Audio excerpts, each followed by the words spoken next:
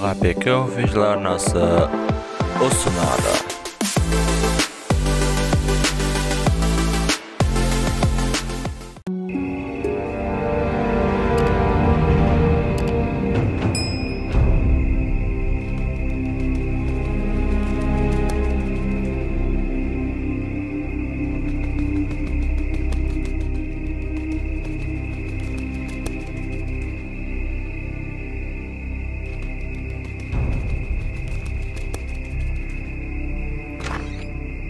Отырар кітапханасында соғыс өнері туралы кітап бар екен. Сол кітаптағы сызбаны алу керек. Оқтың ба? Жарайды. Bir жолын табармыз.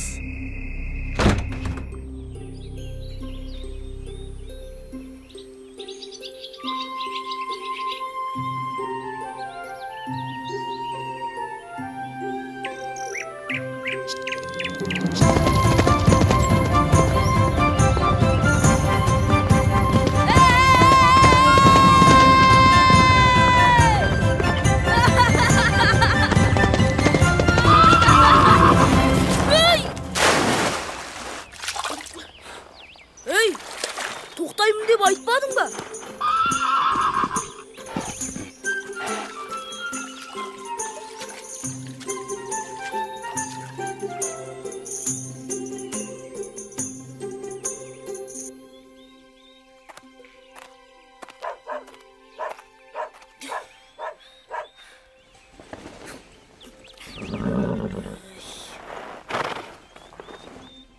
Әке, жылқыларды көріп келдім. Бастау жақта жайылып жүр екен. Түнде шөп басына шық түсті. Демек, ауа райы жақсы болады екен. Оны байқағаның дұрыс. Айбол, Ау, бері келші. я әке. Балам, енді саған білім алатын кез келді. Сондықтан бүгін Отырарға жолға шығасың. Сондағы ескі досым ұстаз ғой. Соның қолына барасың. Тамаша! Отырардан әкелген тәтті бәліштің дәмі әлі аузымнан кеткен жоқ. Жақсылап қоятын болдым. Баламысың деген ай. Жақсы білім алсаң, бар өмірің тәтті болады. Түсіндім, әке.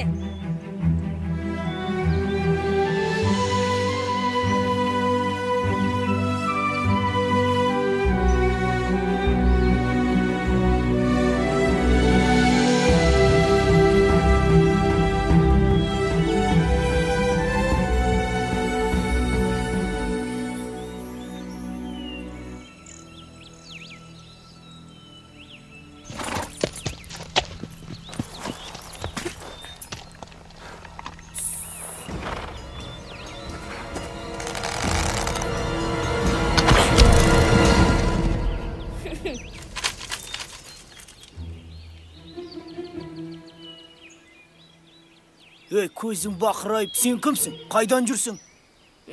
Мен Айболмын. Атып алған олжамды алғалы келдім.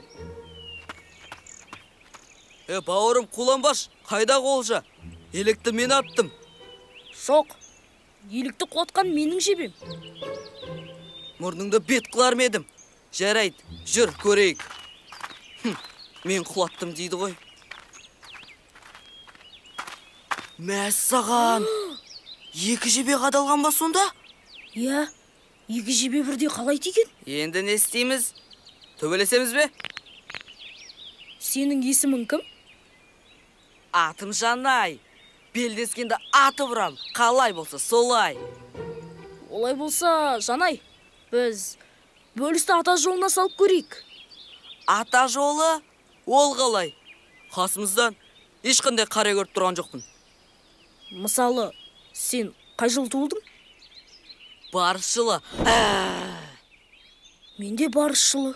Ал қай айда? Наурыз. Мен жаздың шілдесіне дүниеге келіппін. Демек, ол жаз сенікі. Қалайша?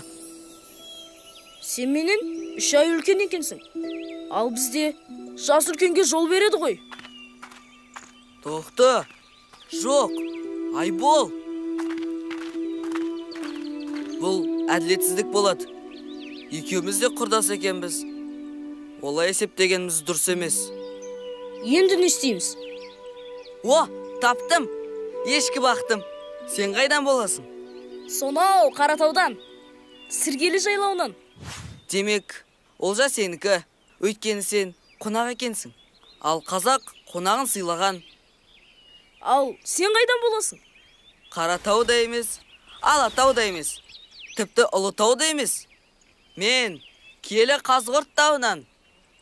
Қазғұрт тауы бұл жерге жақын емес. Демек, сен де қонақсың.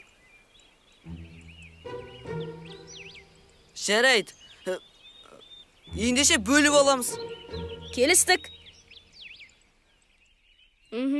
Бірақ менің жебем тереңірек кірген сияқты.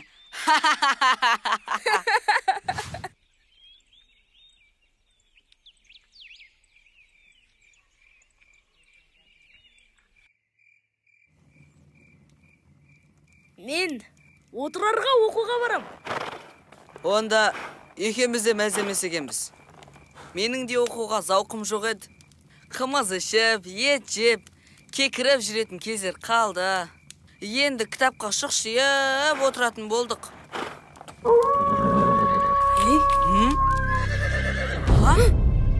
Қасқырлар, қашу керек. Бір ғана қасқыр. Қазір мен оны атып алам. Жанай, қасқырлар жалғыз жүрмейді. Тез қашайық. Қаспа, қазір мергендігімді тағы бір көресің. Айттым ғой саған. Айбол, жаңа сен қашайық дедің бе? Иә, қаштым.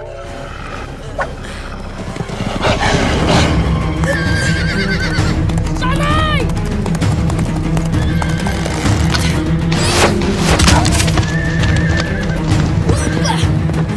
Ши жануар.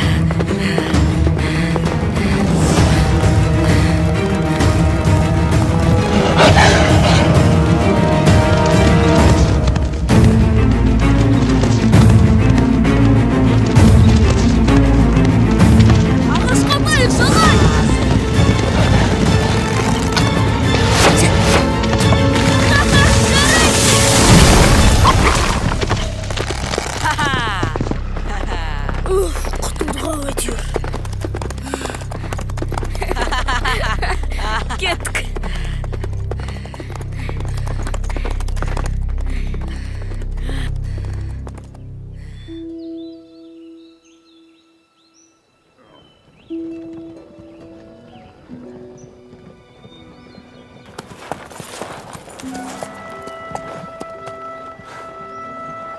Мұнда керуендер неге көп?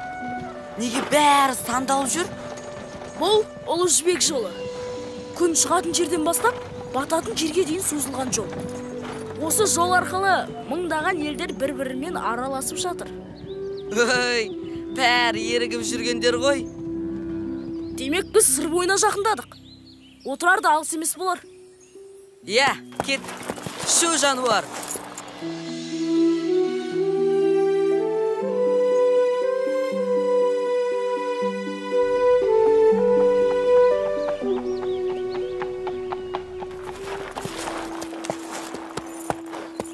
Айбол, әне, отырар көрінді.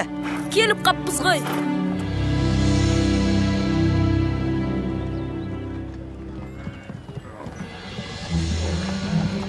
Балалар, келіңдер.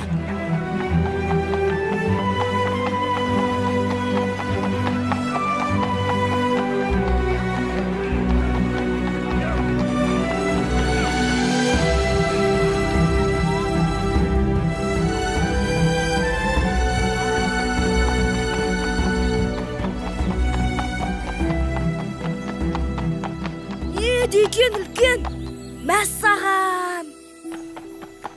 Зәулім үйлерін қараш.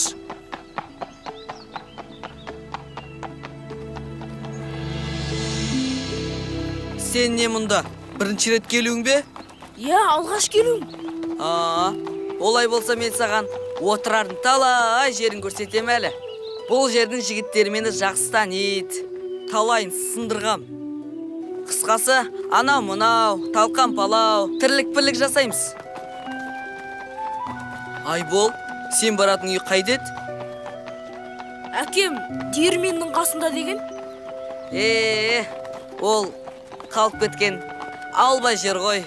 Жарайды, онда сен тура кетесің.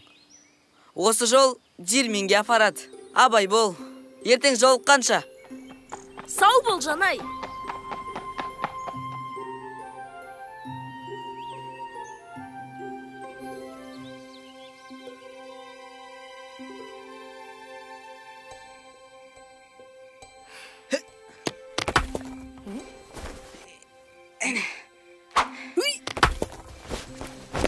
Қайтеді?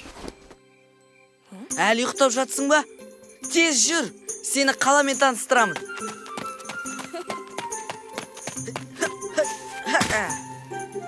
Жүр енді. Қазір шығам.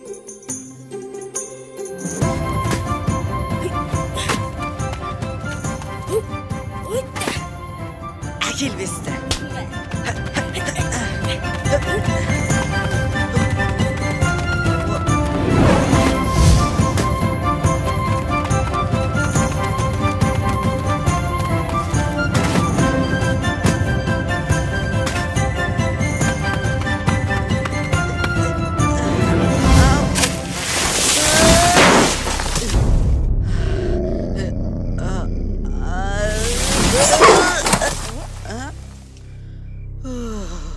Сәл болмағанда өліп едім.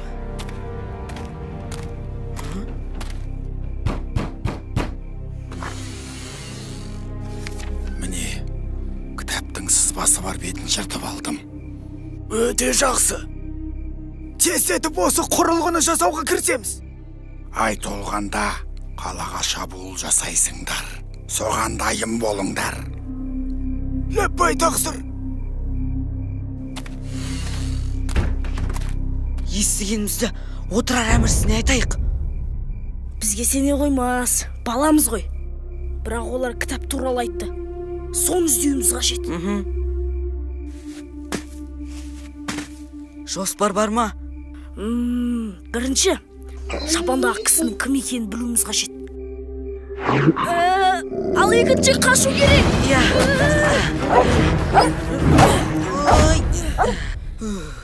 Әрең құтылдық қой. Үшіншіне? Үшінші, шапандағы кісіні жоғалтып алмау. Кеттік.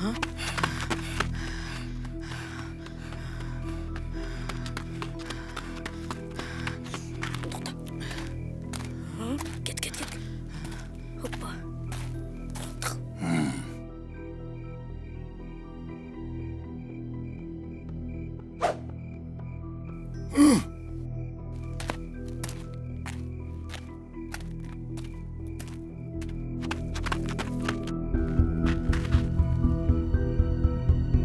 Бұл кім болды екен? Білмедім. Хан сарайына кірді. Хан сарайы? Керемет!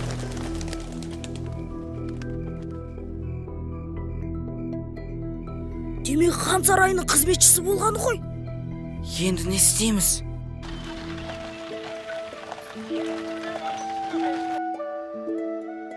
Бүкіл адамзатқа белгілі көптеген ғалымдар білгендерін келер ұрпаққа қалдыруды парыз санаған. Міне, мынау кітап. Бір ғана кітап. Ал білесіңдер ме? Осы бір кітап үшін қаншама ғалымдар бүкіл өмірін сарп етті. Ал сендердің қазір ғылымның қай саласы болса да тез меңгеруге мүмкіндіктерің бар. Сол үшін көп оқу керек. Ұстаз, соғыс өнеріне арналған кітап бар ма? Әрине бар. Майдан салудың өз жоспары, әдісі, мақсаты болады. Ол өз алдына бір ғалам.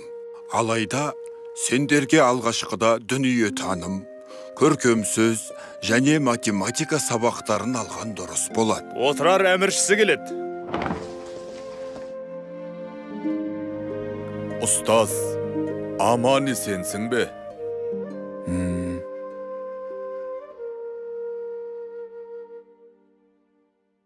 Әл-Фараби айтқандай, тәрбиелі білімді азамат, кемел мемлекеттің қазығы.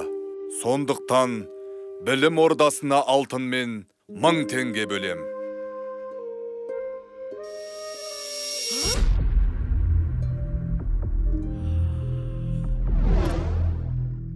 әміршім, қазынаның ақшасын болмашы нәрсеге жұмсағаныңыз қалай? Одан көрі сарайыңыздың қамын ойлағаныңыз дұрыс болар. Жоқ, сарай күте тұрады. Алла разы болсын, әміршім. Жанай, біз соғыс өнеріне арналған кітапты табуымыз керек. Оны қайдан табамыз? Кітапханадан. Кеттік.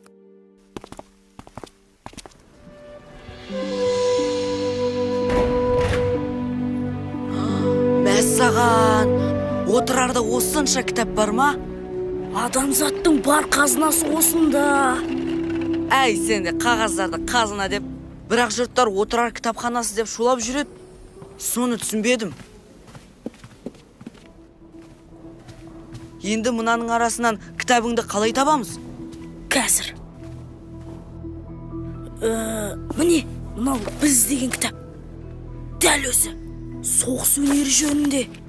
Сендей қиялшыл баланы бірінші рет көруім. Кітаппен емес, қолмен соғысу керек. Мына жердің парағы жыртылған. Шауға ол үшін керек болды екен. Біреу қағаздан қайық жасап ойнаған шығар. Қане, келесі бетті көрейік. Міне, қамалға шығатын құрылғы. Олар осыны жасауда. Демек біз әрекет жасауымыз керек. Не әрекет? Менде жоспар бар. Кеттік.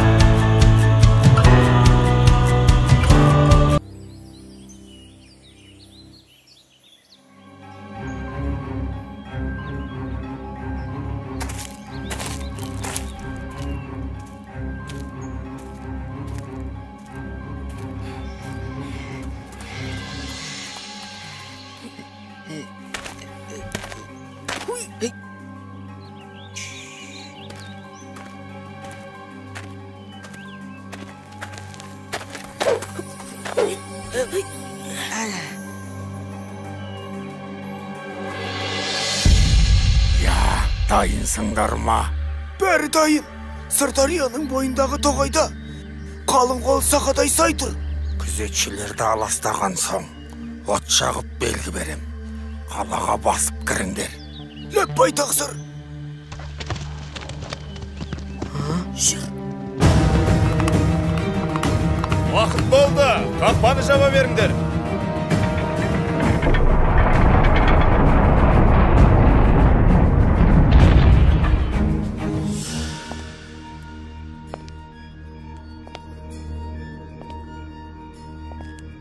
Бұл кім?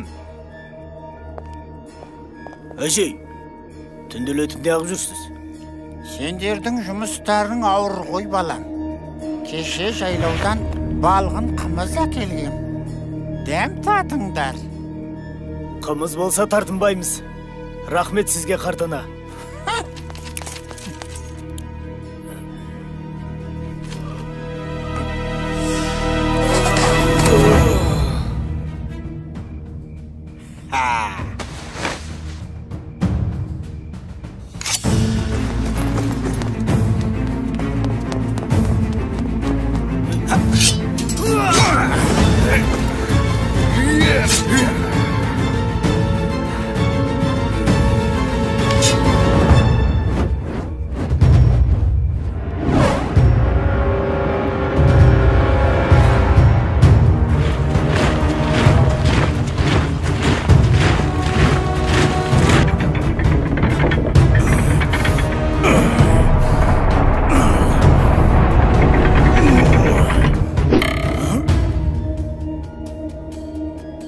Сен кімсің? Кім екенімді тапшыға не? Ей, сен менімен жасырынбақ ойнайын дедің бе? Онда біліп ал. Мен сендей сатқынды жазалауға келген Жебірейілмін.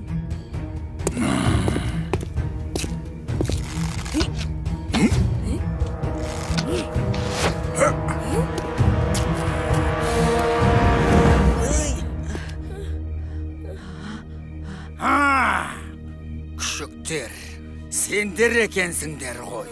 Қазір сендерді. Кеттік.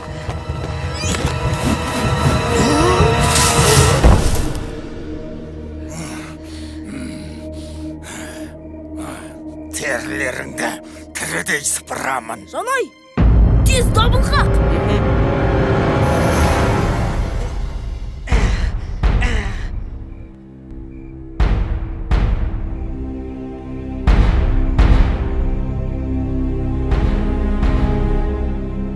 Отырарды бәрібір жаулаймыз.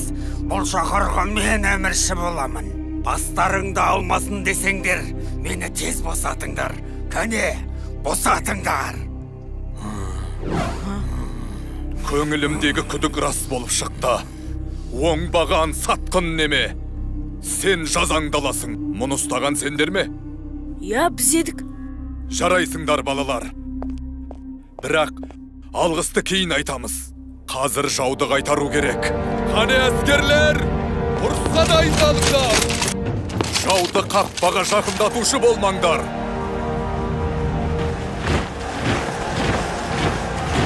Олар мұны қалай жасады?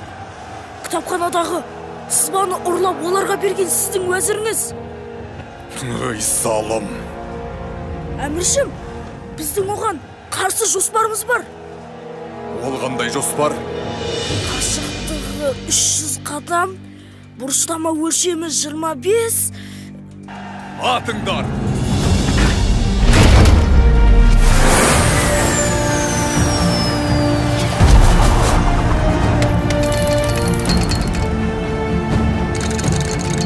Атыңдар!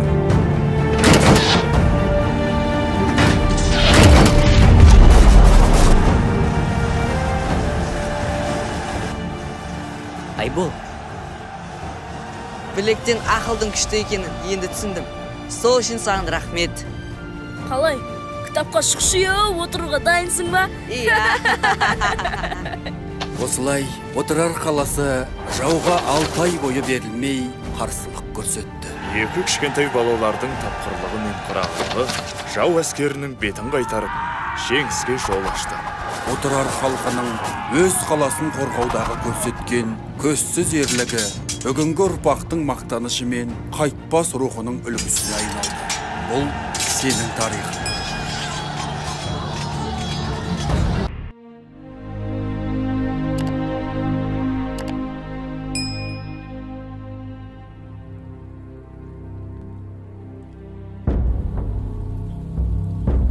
Даңқын қайда төскірлеген 200 мың әскерменен 6 ай бойы кіп-кішкентай отырарды ала алмау, 6 ай бойы отырардың осал тұсын таба алмау.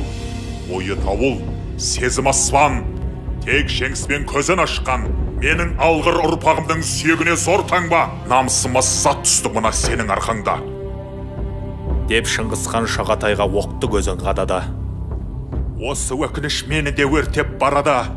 Отырардың бақытына орнаған, болар бәлкім алдырмай тұр зор қамал. Бірақ әке, жүргенім жоқ аянып. Қанша үмітім жел құшты, қанша әскерім жер құшты. Дала жатыр қызыл қанға боялып. Егер бүкпей баяндасам шындықты, рухы өр, тәні бекем.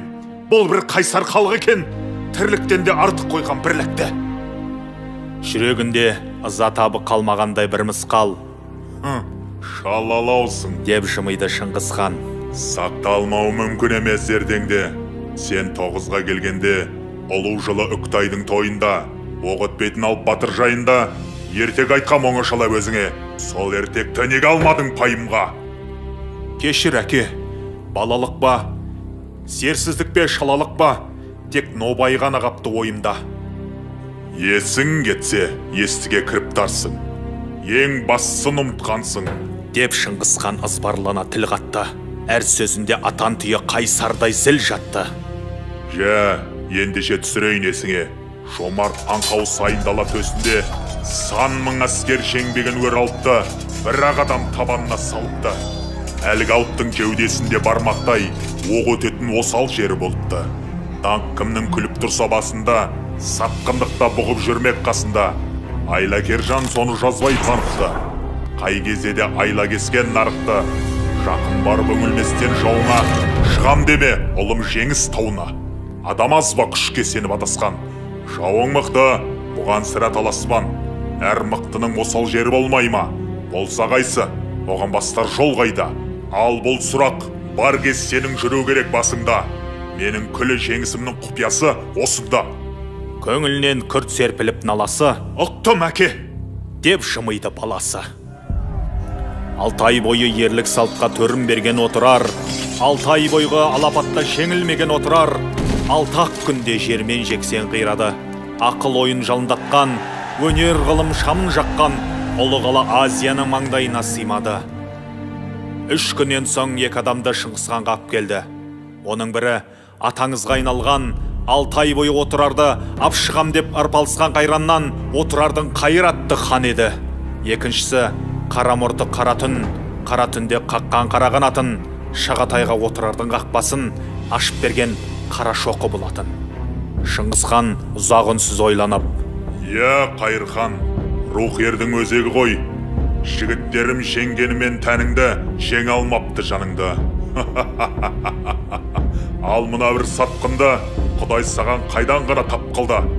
Ерлігіңе осы болсын сыйлығым, саған қайдан бұл сатқының билігін. Бұл баланың әкесі бар Нартекті. Адам еді елге сыйлы зиялы, адам еді адал ұшқыр қиялы. Әкесі үшін перзентіне сеніп ем, сатқын болып шықты мына тұяғы. Оны ойласам, от жүрегім қан болар. Сенімме содан түскен таңба бар. Мақыл көрсең, әкесін бұл сатқынның осарыға алдырғаның жөн болар. Келдім әлде жауыннан сыр тартықса, Шыңғыс басын изеді оған үнсіз.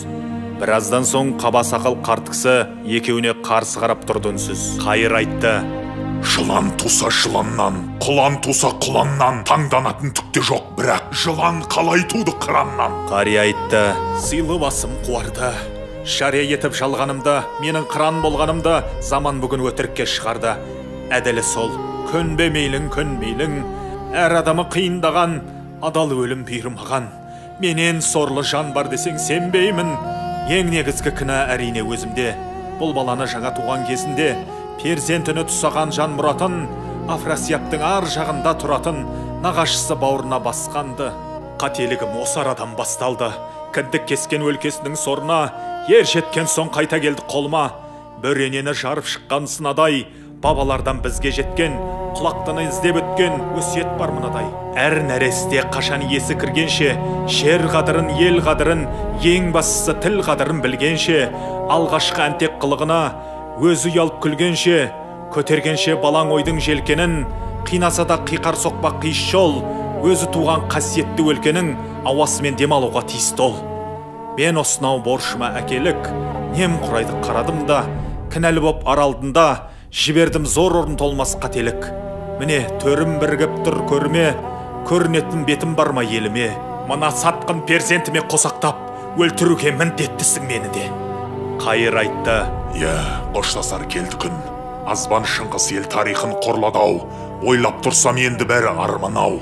Отырардың жан қиярлық ерлігін жыр ететін әттең ақын қалмады». Шыңғыс айтты: «Өкінгенмен болмайды.